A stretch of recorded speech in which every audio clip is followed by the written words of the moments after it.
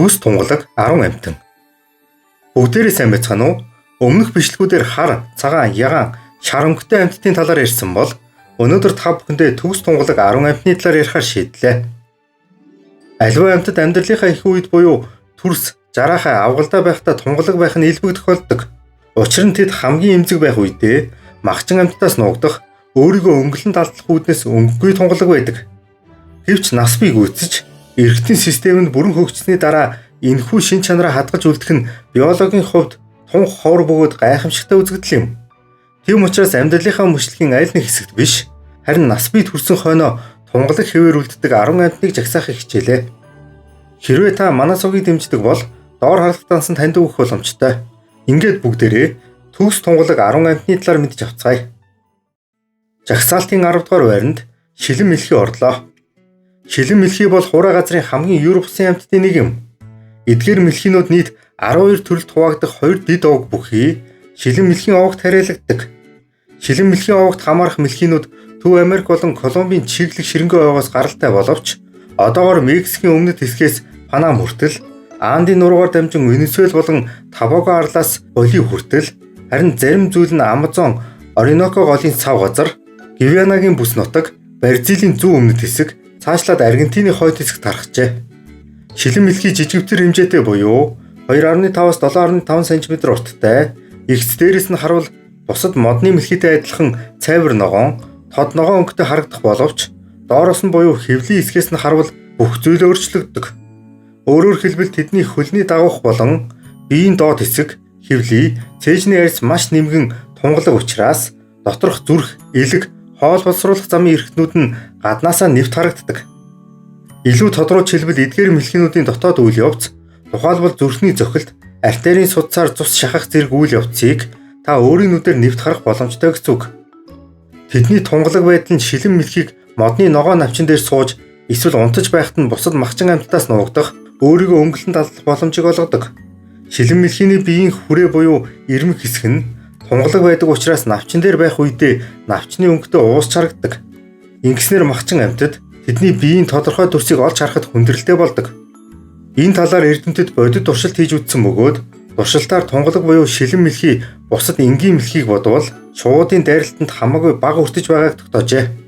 Хамгийн сонирхолтой нь судлаачид 2022 онд шилэн мэлхий унтахдаа биеийнхээ цусны улаан эсийн 80 хүртэлх хувийг илэг рүүгээ шахаж нуудаг болохыг тогтоожээ. Ингэснээр тэд улам тунгалаг болж махчин амьтдаас нуугдж чаддаг. Харин шилэн мэлхий сэрж хөдөлгөөнд орж эхлэмэгц илгэнд хадгалагдж байсан улаан эсүүд буцаад судсаар тархаж бие нэргээд баг зэрэг бүрхэг улаавтар туяатай болдог. Өөрөөр хэлбэл зөвхөн хамгаалалт хэрэгтэй үедээ буюу унтаж байхдаа хамгийн тунгалаг болдог гэжээ. Сэр нуруутан амьтдын хувьд бие доторх цусны улаан эсүүдэд нууж тунгалаг болох нь физиологийн хувьд маш хэцүү. Учир нь цусны улаан эс гэрлийг шингээдэг тул биеийг тунгалаг биш тодорхой өнгөтэй битүү харагдуулдаг. Шилэн мэлхийн энэ асуудлыг илгэнийхээ тусламжтайгаар шийдэж байгаа нь эрдэмтэн судлаачдын анхаарлыг маш их татж байна. Яагаад гэвэл хүн төрлөختөн эсвэл бусад ихэнх амьтдын биед цус ингэж ихээр нэг дор бөөгнөрвөл шууд бүлэн үүсэж улмаар судас бөглөрч үхэл түргэх аюултай. Гэтэл шилэн мэлхий цусаа яаж бүлгнүүлэхгүйгээр илгэндээ хадгалж сэрмэгцээ буцаагаад хэвийн урсгалд оруулж байгааг судлах нь анагаах ухааны хувьд маш чухал юм. Энэхүү чадварыг судалснаар бид хүний цусны өвчин, судасны бөглөрөл, мэс заслын үед болон гэмтлийн дараах цусны урсгалыг хянах, зохицуулах зэргээр хүний амь насыг аврах өндөр ач холбогдолтой юм а. 9 дугаар байранд шилэн далавчид эрвээхээ орлоо. Ихэнх эрвээхэн далавч гоёмсог тод өнгөтэй хайрцтай байдаг. Гэвч Төв болон Өмнөд Америкийн халуун бүсийн чиглэг ойгоос гаралтай шилэн далавчид эрвээхний далавчны хайрц зөвхөн зах ирмгээрээ өнгөт хэмжээртэй, дунд хэсгээрээ шилмэт өнгөгүй тунгалаг гэдгээр онцлогтой. Энэ байдал нь тэднийг махчин амьтдад харагдахгүй байхад тусалдаг. Энэ төрлийн эрвээхнүүд ихэвчлэн 2.8-аас 3 см урттай, далавчаа дэлгэхэд ойролцоогоор 5.6-аас 6.1 см өргөнтэй, харин гадаа төрхний хувьд улаан эсвэл улбар шар өнгөтэй, хар хүрэн хүрээтэй, тунгалаг шилмэт далавчтай, их биеийн хувьд хар саарламжтай байдаг. Хамгийн сонирхолтой нь шилэн далавч дэрвэхний далавч нано технологийн салбарт байгалийн гайхамшиг гэж тооцогддог. Учир нь тэдний далавч зөвхөн тунгалаг төдийгүй ямар ч өнцгөөс гарсан гялбаа өсгөдгүй өвөрмөц шин чанартай. Тодруулж хэлбэл тэдний далавчин дээр маш жижиг, хэмжээ болон байршлын хувьд эмх замбраагүй наано баган мэт зүйлүүд байдаг. Эдгээр нь гэрлийг ойлгохын оронд шууд нэвтрүүлдэг. Өөрөөр хэлбэл энгийн шилэн дээр гэрэл гялбдаг бол энэ эрвээхэн далавч огт гялбаа үүсгдэггүй.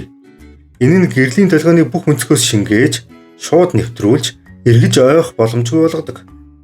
Эрдэмтэд энэхүү наано бүтцээс санаа авч ямар ч өнцгөөс харсан гялбааг сарниулж чадахгүй дэлгэцийг бүтээх, нүдний даралтыг ямар ч алдаагүй маш хурдан хэмжих боломжтой мэдрэгчийг хүний нүдэнд суулгах, нарны хавтан дээр ашиглаж гэрлийн шингээлтийг өсгөх, цаашлаад барилгын салбарт үл үзэгдэгч мэт ямар ч гялбаагүй маш тунгалаг, хамгийн гол нь дулаан алдагдлыг хянах, нарны хортой туяаг илүү үр дүнтэй шүүх боломжтой, магадгүй ус тогтдоггүй наано гадаргуутай шилийг бүтээх зэрэг олон судалгаа хийж, зарим судалгаа бүтээлүүд нь амьдрал дээр душигдж биелэлээ болоод байна.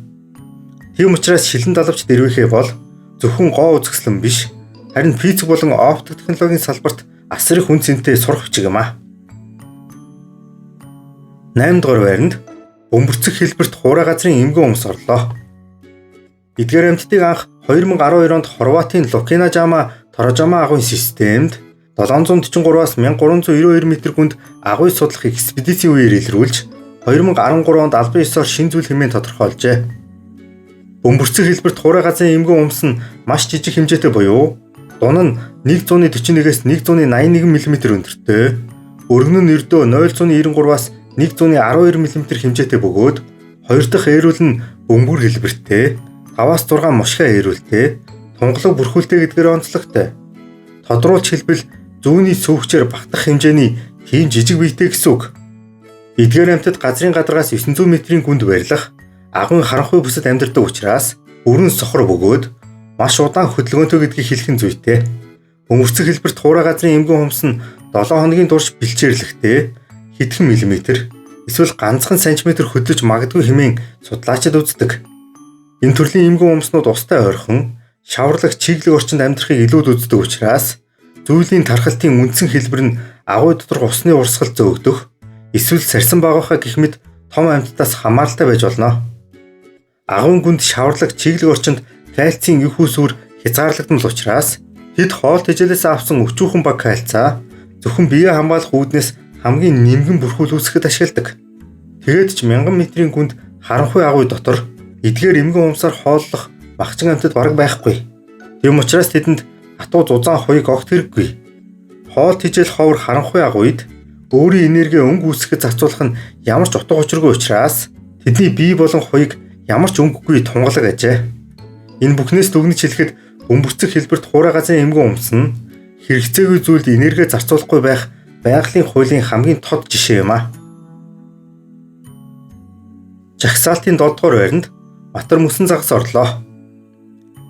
Энэ онгийн загаснуудыг гадаад төрх байдлаас нь хамаарч цагаан цус загас, мөсөн загас, Батар мөсөн загас гэх мэтчлэн янз бүрээр нэрлэдэг. Эдгээр амьтад өмнөд далайд буюу Антарктидын ойролцоох хасах 1.8-аас нэмэх 2 градус Цельсийн хооронд хэлбэлцэх далайн хүйт усанд амьдардаг. Ийм тэсгэм хүйтэнд цус хөлдөх аюултай ч гэсэн тэдний биед гликопротеин хэмээх тусгай уураг боловсруулагддаг бөгөөд энэ нь цусан дахь мөсний талстыг томрохоос сэргийлж цусыг шингэн хэвээр нь хадгалдаг байгалийн антибриз юм а. Хоол тэжээлийн хувьд ихэвчлэн кирилл, жижиг загас болон сам хорхой зэргийг тэнгисийн ёроол хавьяар отож байгаад гиндүүлэн барьж иддэг. Батар мөсөн загасны их төрөл зүйлүүд 25-аас 50 см урттай боловч хамгийн том төрөл болох харс сэлүүрт мөсөн загас 75 см хүртэл томордог. Эдгээр амьтад матар шиг урт хошуутай, том амтай, хайрцгүй, махан цагаан, арьс нь маш нэмгэн, заримдаа тарих, аргас болон дотор эрхтнүүд нь харагдах үед тунгалаг, хамгийн гол нь өнгөгүй тунгалаг цустай гэдгээр онцлогтой. Бусад бүх сээр нуруудан амьтдын цуснд хүчил төрөх зөөвөрлөдөг гемоглобин хэмээх уураг байдаг бол Батар мөсөн загасанд энэ уураг байдаггүй. Гемоглобин бол цусны улаан эсэнд агуулгадж эд эсэд хүчил төрөгчийг зөөвөрлөж тэнд ялгарсан нүүрс хүчлийн хийг уушгин тээвэрлэн аваачдаг маш чухал уураг юм. Гэтэл Батар мөсөн загас энэ чухал уураггүйгээр хэрхэн амьдардаг вэ? Олон сая жилийн өмнө Антарктидын ус хурж эхлэхэд тэдний өвөг дээдэс гемоглобин үйлдвэрлэдэг генээ алджээ. Ердийн нөхцөлд энэ нь үхэлд хүрэх аюултайч Антарктидын хүчил төрөгчөөр баялаг хүйтэн ус тэдэнд амьд үлдэх боломжийг олгожээ.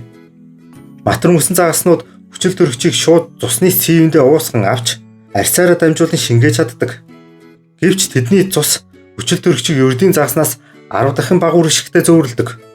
Үүнийг нөхөхийн тулд тэд маш том зүрхтэй бөгөөд цусны судснууд нь өргөн, цусны эргэлтийн хурд нь маш өндөр байдаг ажээ. 6 дугаар байранд шилэн арваалж орлоо. Шилэн арваалжны овогт 60 орчим зүйлийн арваалж хамаардаг. Эдгээр амьтдын дийлэнх зүйл нь өнгөгүй тунгалаг, шилмэд харагддаг учраас тэднийг ерөнхийд нь шилэн арваалж хэмээн нэрлэжээ. Гэвч энэ овогт 10 см хэмжээтэй бяцхан шилэн арваалснаас эхлээд 10 гаруй метр урттай үлэмж вид арваалж хүртэл хамаардаг гэдгийг хэлэх нь зүйтэй. Гэхдээ энэ удаад бүгдээрээ өнгөгүй тунгалаг шилэн арваалжнуудын талаар мэдж авцгаая. Эдгээр амьтад дэлхий дээр өргөн тархсан бөгөөд амьдралынхаа ихэнх хугацааг нарны гэрэл тусдаг гүйхэн усанд өнгөрүүлдэг бөгөөд тэдний тунгалаг бие нь маш сайн өнгөлөнд алдлалт болдог. Тэгээд зогсохгүй шилэн арваалжийг нүдэндээ гэрэл үүсгдэг эргэтэн болох фотопорто болохыг эрдэмтэд тогтоожээ. Эдгээр фотопорууд нь доош чиглэсэн нарны гэрлийн эрчимтэй тохирч биолюминесценц буюу өөрийн биеэсээ гэрэл ялгаруулж далаад орох махчин амьтдаас өөрийнхөө сүүдэр дүрсийг үр дүнтэйгээр нуудаг. Тодруулж хэлбэл шилэн арваалжнууд өнгөгүй тунгалаг байгаад зогсохгүй. Доороос нь харж буй махчин амьтдад сүүдрээч харуулдаггүй гайхалтай амьтад ажээ. 5 дугаар байранд энэтхэгийн шилэн загас орлоо. Энэ загасыг өөрөөр энэтхэгийн шилэн алган, энэтхэгийн рентген загас гэх мэтээр нэрлэдэг. Үнэхээр л тэд шил мэт тунгалаг, араг яс, нурууны нугалан болон дотоод эрхтнүүд нь хүртэл рентгенээр харж байгаа мэт нэвт харагддаг. Энэтхэгийн шилэн загас Зүүн Өмнөд Азийн цэнгэг уснаас гаралтай бөгөөд 8 см хүртэл урттай, өнгөгүй тунгалаг боловч эргэгчин загасны нурууны сэрвэн бараан ирмэгтэй гэдгээр онцлогтой. Хоол тэжээлийн хувьд усны шивж, тэдгээрийн агуулдай, жижиг хорхоонууд болон усны бичил хавч хэлбэртнүүдээр хоолдог. Энэтхэгийн шилэн загас аквариум, загас сонирхчдын дунд алдартай бөгөөд амьтны дэлгүүр зарагдаж буй шилэн загаснууд нуруу, хэвлийн хэсгээрээ тод ягаан, шар эсвэл ногоон судалтай байх нь илбэг. Энэ бол байгалийн өнгө биш, харин хүмүүс загасны тунгалаг биеийг ашиглан тэдний арьсан доор будаг тарьж зохиомлоор өнгө оруулдаг. Ингэснээр шилэн загас маш их стресстэж, сэрвэний ялзрал, элдв вирус төвчөнд тусах магадлал нэмэгдэж, улмаар амьдрах хугацаанд эрс богиносдог ажээ. Тийм учраас нуруу, хэвлийн хэсгээр иймэрхүү судалтай шилэн загасыг авахгүй байх нь зөв юм аа. Жагсаалтын 4 дугаар байранд сүнс сам орхоо орлоо. Энэ төрлийн сам орхоог шилэн сам орхой, дорны өвсний сам орхоо гэх мэтээр нэрлэдэг бөгөөд Америкийн нэгдсэн улсын зүүн өмнөд хэсгээс гаралтай цэнгэг усны сам орхойн төрөл зүйл юм. Сүнс сам орхоо 2.5 см хүртэл урттай, ихэвчлэн тунгалаг шил мэт байдаг учраас дотор эргэтэн болон эдсэн хоол нь нэвт харагдгаар онцлогтой. Эдгээр сам орхоонууд өөрсдөө хамгаалах хатуу хуйг, өндөр хурд, эсвэл хор байхгүй учраас үл үзэгдэх нь тэдний цорын ганц хамгаалалт болдог. Бие нь өнгөгүй тунгалаг учраас нарны гэрэл биеэр нь чөлөөтэй нэвтэрч, усан дотор яг л шилний хилтерхий мэт харагддаг. Хоол тэжээлийн хувьд ихэвчлэн замаг болон усны шивж, төрөл бүрийн бичил биетүүдээр хооллож шөнийн идэвхтэй амьдардаг. Сүнс сам орхойг өвөрмөц төрөх байдлаас нь шалтгаалan аквариум түгээмэл тэжээдэг. Үүнээс гадна тэд аквариумны ёроолд байгаа хоолны үлдэгдэл, замаг зэргийг идэж цэвэрлэдэг, мөн арчлахад харьцангуй хялбар гэдгээрээ даваа талтай. 3 дугаар байранд гинжин сайлбарлоо. Эдгээр амьтад дэлхийн бүх далайд, ялангуяа дулаан урсгалтай хэсгүүдэд тааралдаг бөгөөд ганц нэгээрээ байхдаа ихэвчлэн 5-аас 10 см урттай, харин хэдэн 10-аараа эсвэл хэдэн 100-аараа гинжлэн холбогдох үедээ 1-ээс 15 м хүртэл урттай байх нь бий. Ийм гинж үүсгэснээр тэд илүү үр дүнтэй сэлж, хамтдаа хооллох боломжтой болдог. Энэхүү урт гинж нь усан дотор яг л тунгалаг амьд могоо шиг эсвэл ол шиг харагддаг. Тэдний гинж нь маш эмзэг учраас хүчтэй давлгаа эсвэл өөр амьтанд дайрахад амархан салж буцаад бие даан амьдарч чаддаг.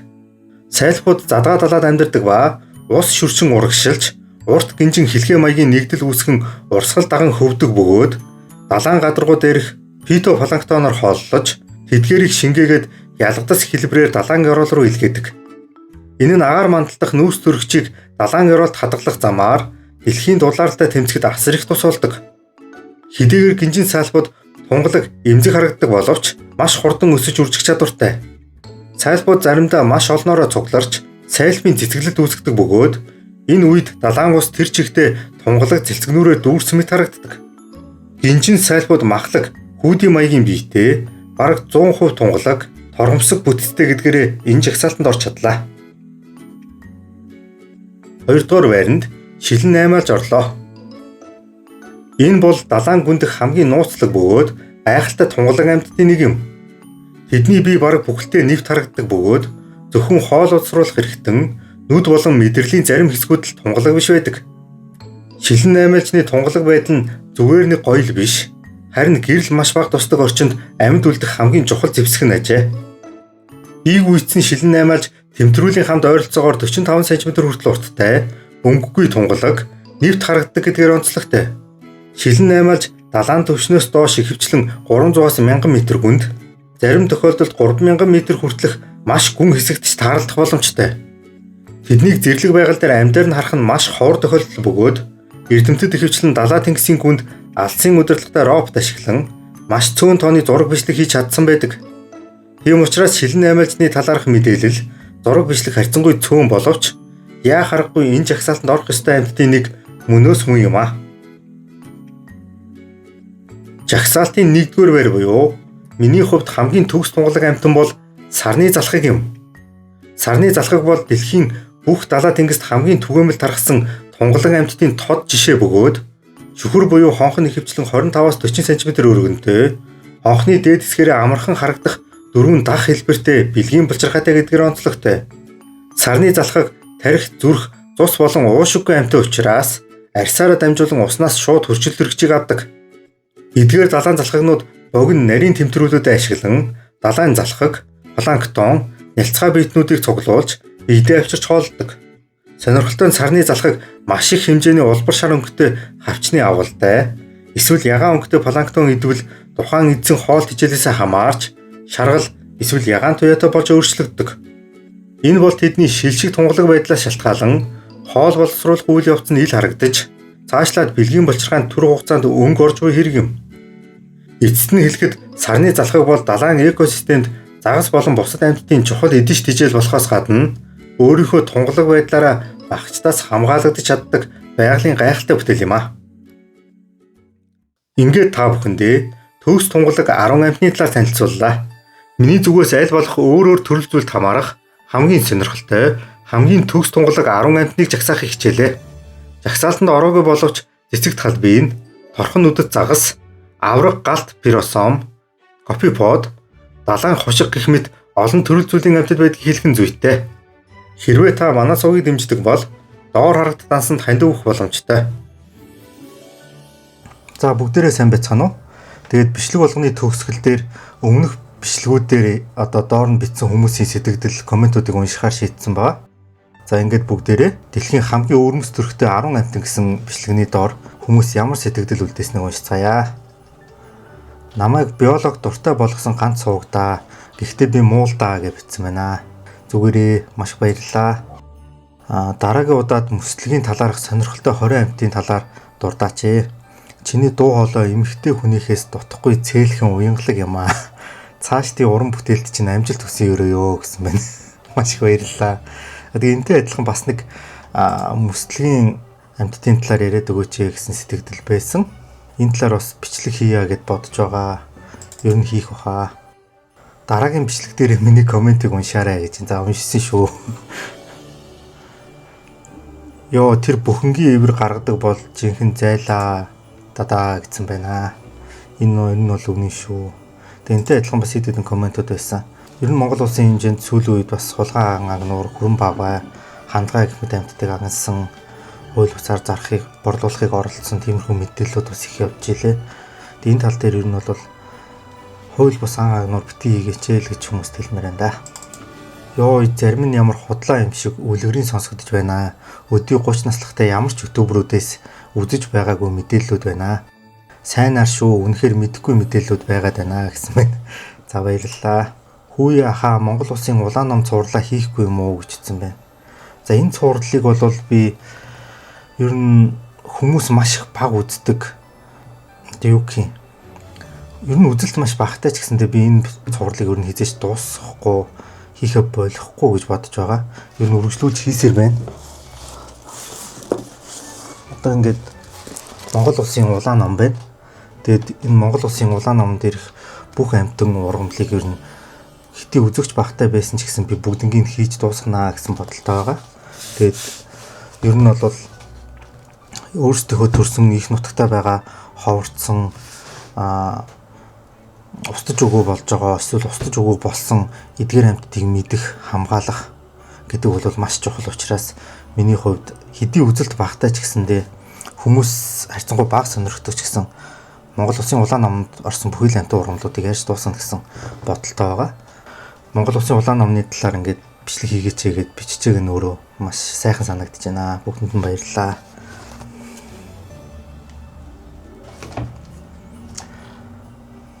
За дараагийн комент.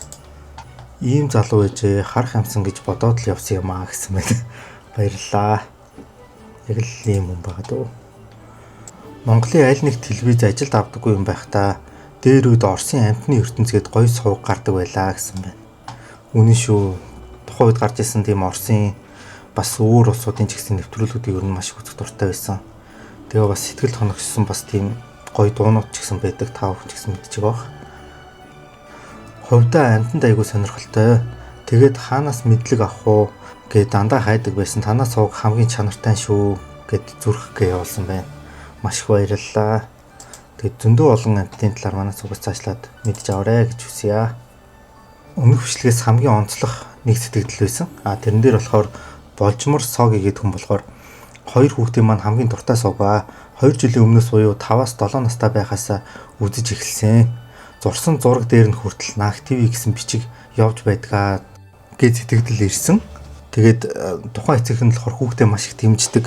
Тухайн хүүхдүүд нь ч гэсэн айгүй хөөрхөн амьтдын цуглуулгатай, номны цуглуулгатай. Тэгээд амьтдын талаар маш хөөрхөн өгүүлэмжтэй хөөрхөн зургууд зураад над руу явуулсан байсан. Тэгээд одоо тэр зургийг бас та бүхэндээ харуулах болно. Тэгээд тэр зурган дээрээ бас айгүй хөөрхөн манай сувгийн лого, нэр гэх мэтийг бичсэн. Тэгээд маш хөөрхөн юмнууд байсан учраас маш их таалагдсан. Тэгээд нэг ч гэсэн хүүхдэд, нэг ч гэсэн хүнд ингээд бичлэгүүд маань хүрээд тэнд байгальд хайртай болгож чадж байгаа нь бол миний хувьд бол ингээд маш том баяр жаргал юм аа. Эдгээр сэтгэлдүүдээс гадна бас маш олон хүмүүс дэмждэг шүү. Баяр хүргэе, 100,000 хүрээрээ. Тэгээ бас царайлаг шүү энэ гэд бичсэн байсан. Тэгээд энэ бүх хүмүүстээ бүгдэнд нь маш их баярлалаа. Энэ ийм олон хүн биччихэхэд сүрэг сэтгэл ер нь бол байгаагүй. Тийм учраас ингээд бүх үзэгчдэд маш их баярлалаа шүү. Тэгээ дараагийн бичлэгээрээ уулзтлаа түр баяртай.